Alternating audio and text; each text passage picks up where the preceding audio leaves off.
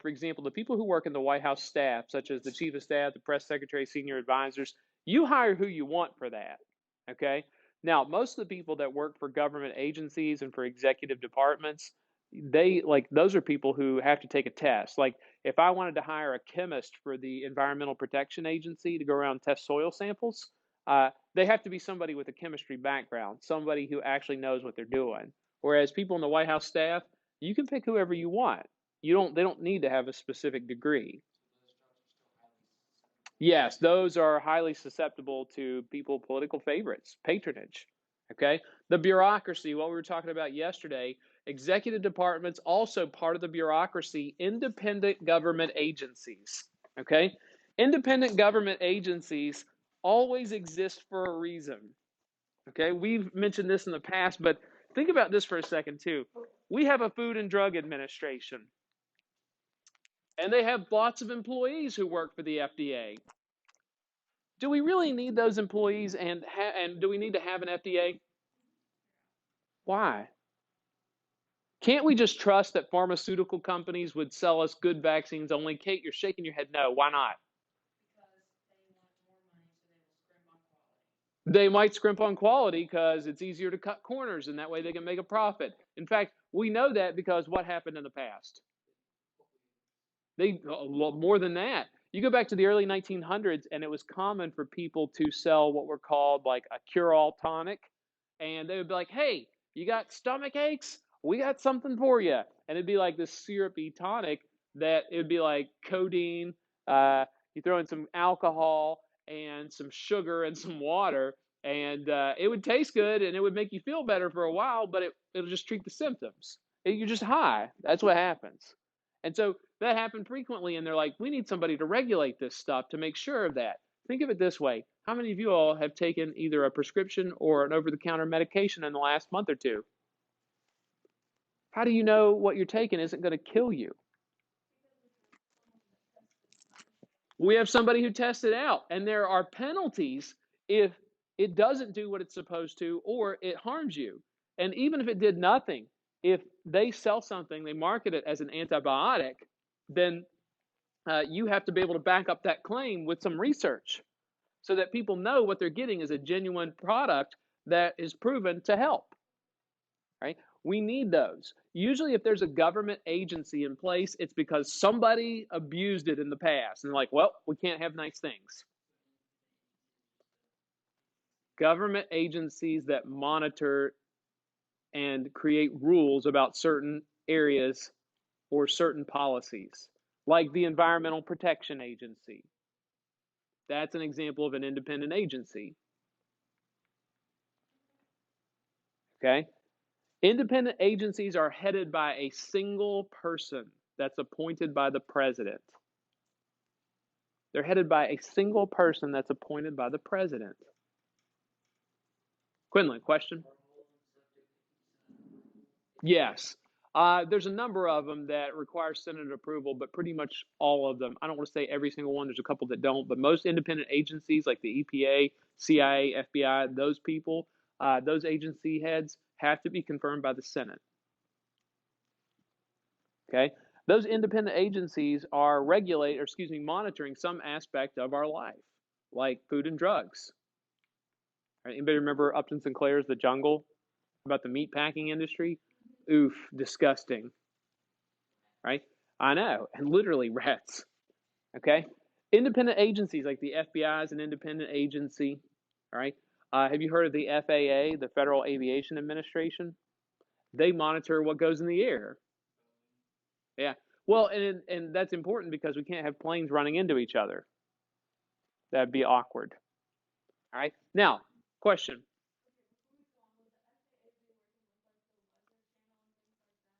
They would be able to take some cues from them and share information back and forth, but the Weather Channel is like a private company that started on their own.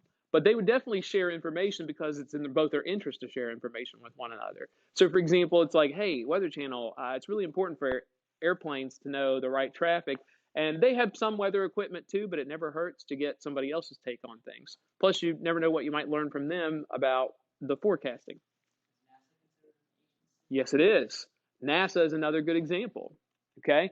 Now, we also have what are called regulatory commissions, okay? These are very similar to independent agencies. They differ in a couple key ways, though, right? One is this. First of all, a commission. Is that headed by a single person? It's a group, okay? A regulatory commission is usually headed by a group, typically 5 people. A regulatory commission is headed by a group of people. Sometimes they think that these are such important policy areas that they need a group of people to be in charge.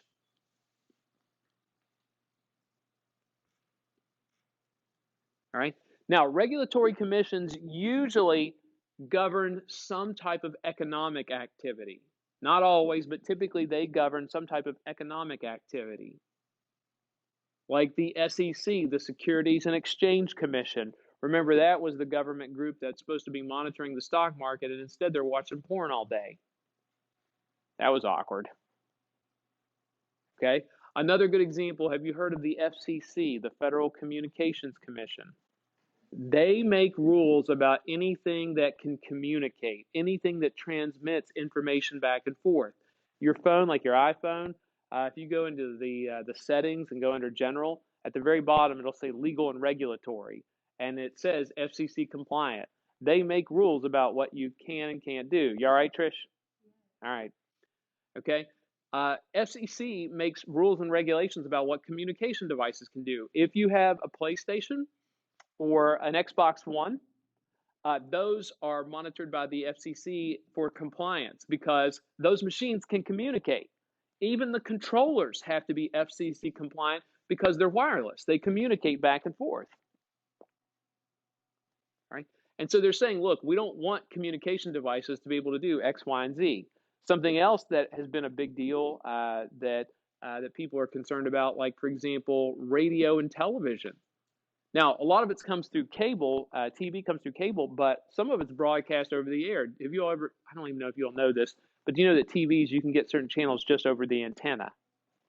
Yeah, you can get it for free over the antenna, the major networks. And the FCC sets rules about what you can and cannot broadcast over the air. Yeah, see who's there, right? That ultimately you're not allowed to broadcast certain things. Hold on there. What is it you're looking for? Yeah. Why? Come back last 5 minutes. Thank you. Sit here. They'll come back. Sorry, man. All right. Now, the FCC, they can make rules about what you can broadcast over the air. For example, are there certain words you can't say over broadcast channels? Oh, yeah. There's certain words you're not allowed to say. Like, for example, you ever heard of the comedian George Carlin? He's an old comedian. He died, but he had a famous skit in the 1970s and 80s called The 7 Words You Can't Say on Television. And they are not nice words.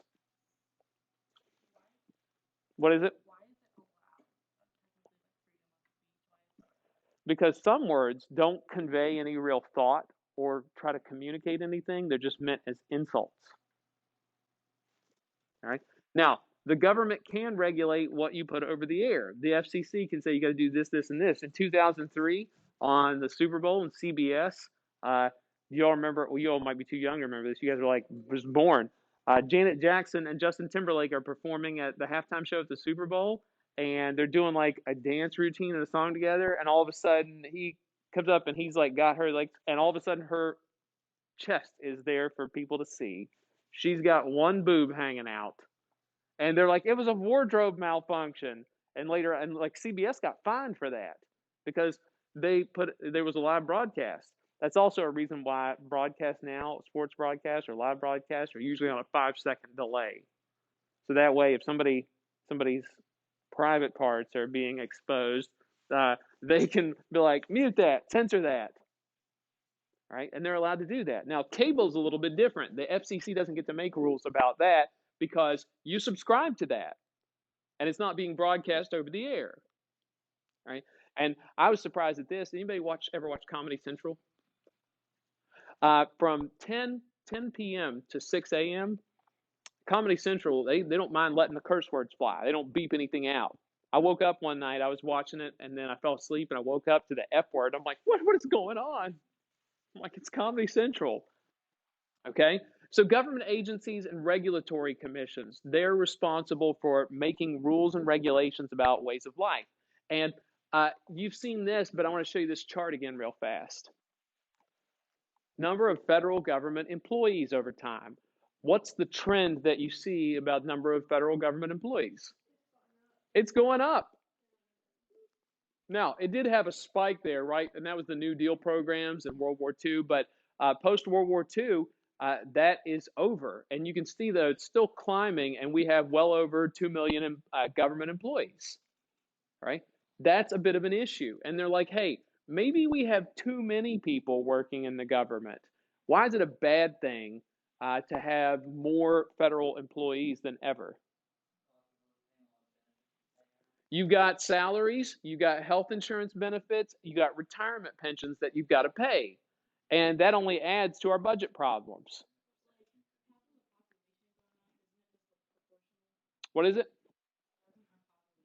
The population has gone up, but you can see like all the way, and this is what Quinlan was mentioned earlier, but like from the 1830s all the way until like 1891, there wasn't really like population was going way up, but the number of federal employees wasn't. And then you see like post World War II, there's like a takeoff. Okay.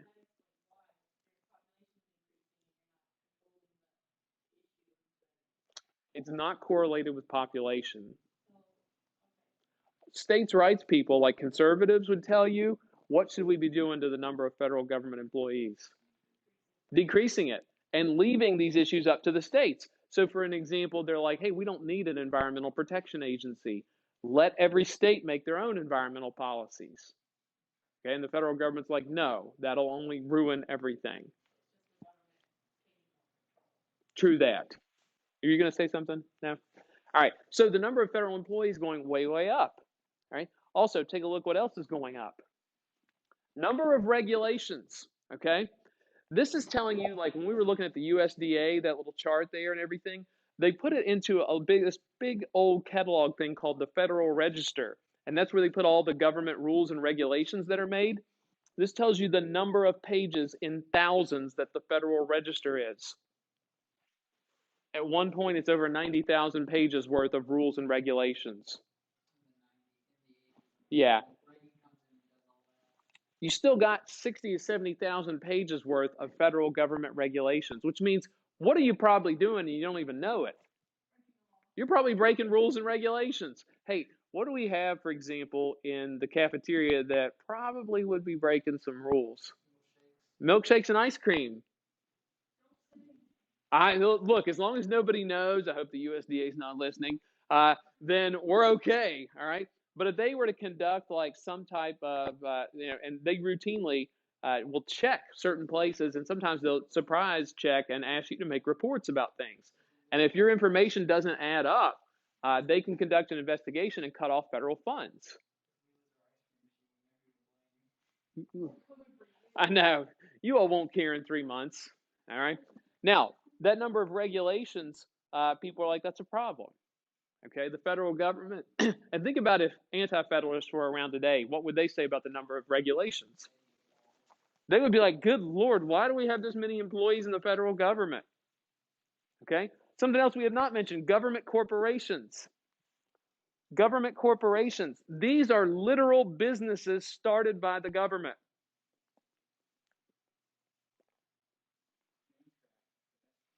Amtrak is an example of a government corporation.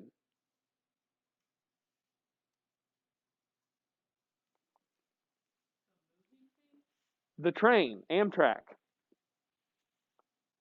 right? And everybody's like, we know Amtrak. We all went to Washington, D.C. in middle school. Is that true? No? It's all right.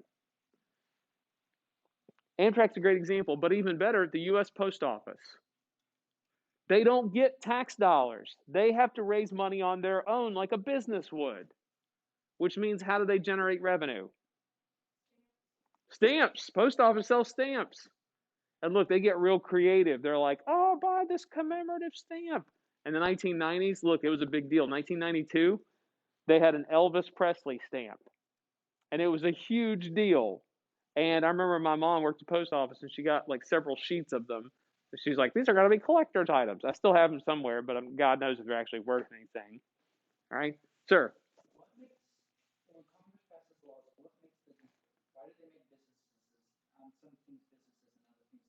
Great question. There's not many corporations, okay? But there's a need for certain services, and they felt like those services are best created by uh, the government and not other entities. But you can see that private businesses have been competing. Like, who competes against the post office? UPS and who else? FedEx, Amazon. Amazon's right now working on its own fleet of delivery trucks. And wait till they do drone delivery. That's coming.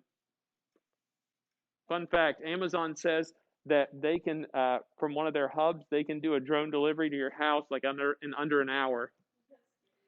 I know. It's like there's like so many packages they can deliver that way. Gosh, talk about instant gratification. You're like, I don't want to wait for first class mail. Okay? So those businesses, those corporations have to compete against regular businesses. All right? But the government also says, look, there's not many people, private entities, who are running passenger trains. And we believe this is a service that the people need. Okay? Let's talk about this. Anytime government agencies or regulatory commissions, anytime they make or enforce rules, we refer to that as administrative law. Okay? Anytime those agencies make rules and enforce those rules, we call it administrative law.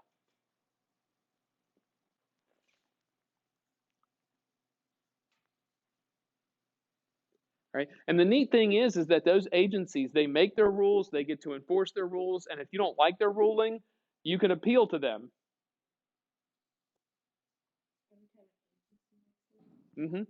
So, like, for example, the Environmental Protection Agency, they create the rules about what you can put into the water. And if you violate that, they'll fine you.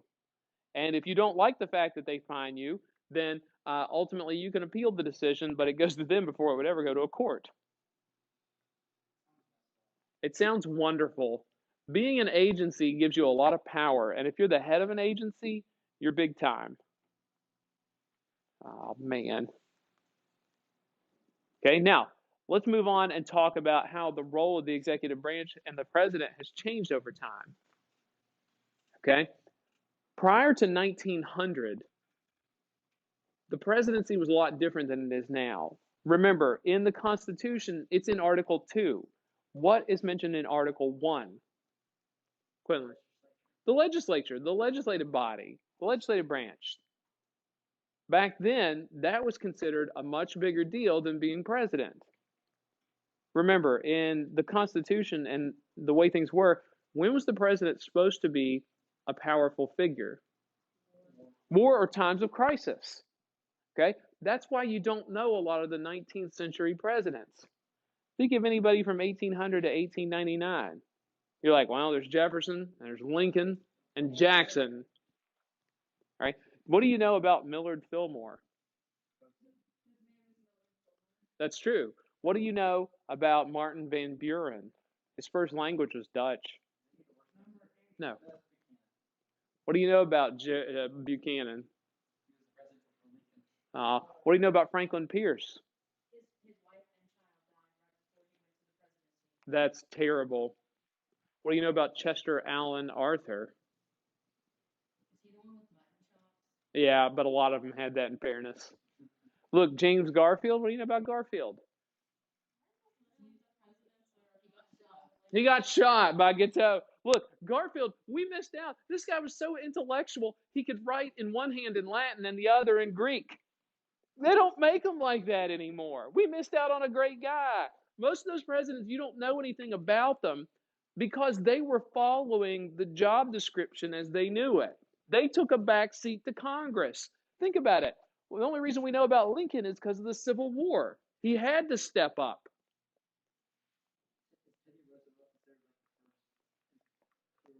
Not imperial. We're not gonna get to that term yet, but he's definitely considered the first modern president. Because he basically did whatever he wanted. All right, that's a different story. All right, so the 19th century, You don't know the president because they basically understood that their role was a secondary role. They understood they were the supporting character, not the lead role. All right? Now, what changes between the 19th century and the 20th century? Because now the president is a much more prominent figure. What changes to where we now look at the president as a really awesome figure? Not you, somebody else. What changes to make the president more important? War and more international crises. America is involved in a lot more international situations, and so the president has to be strong, has to take a more aggressive stance on things. Yes, that's because it's a global community now. So the president has to be more involved. Okay, so one is like more war and international crisis situations. That's one reason that the president becomes a stronger figure.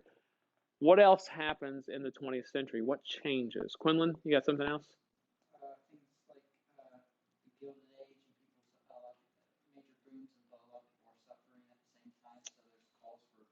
Not quite. Not a bad guess. Yeah, what changes in the 20th century? What is it? We already got that part. Nope. How about this? What changes in technology that allows the president to be seen more? Radio, television, internet. Okay? The development of mass media is a huge deal. Right? In the 19th century, it was possible for the president to walk down the street and people not know who he was. Now, everybody knows the president. He can't go anywhere without Secret Service all over him. Right? But the good side of that is the president can be seen or heard from any time he wants to address the nation, which means his is the face that you see at night. When you think of the government, he's the face of the government. This also explains why nobody has those mutton chops anymore. We don't like the facial hair. People with facial hair look too shifty. I think I would like to grow a nice beard and become president, like a Ulysses Grant beard.